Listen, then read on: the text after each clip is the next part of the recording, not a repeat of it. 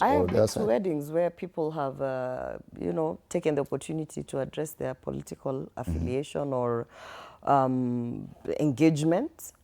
I think, I don't think it's right, but I think, just like I don't think a lot of our cultures are right, including FGM and things like that, but I think it has become an African culture where funerals, weddings, any form of social gathering is also a place where people decide to engage either in the current affairs of the nation and politics.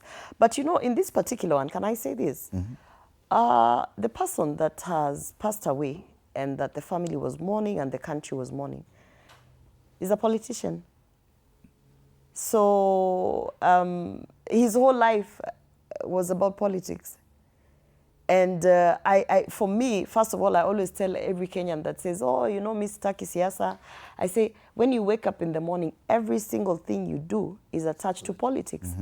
So if you're saying you don't want to discuss politics, you also say you don't want to discuss your life. Even the politicians at the funeral kept on insisting that they're not going to discuss Fred, politics. I can tell you, even Isn't that by the time you reached here, even the toothbrush that you used, there's some political influence there in terms of the taxes, representation. I'm telling you, everything. And you know, maybe, I think maybe if we start understanding that politics is literally what runs this country, then we'll have more technocrats, more professionals, more people with good intent coming into the space of politics. Okay. And I think what we saw yesterday, I was smiling when Sosion was trying to come in to, you know, defend and this and this. I think what happened yesterday was a situation where you have the head of state who was misadvised. I don't see any need to have a showdown with someone who you have impeached.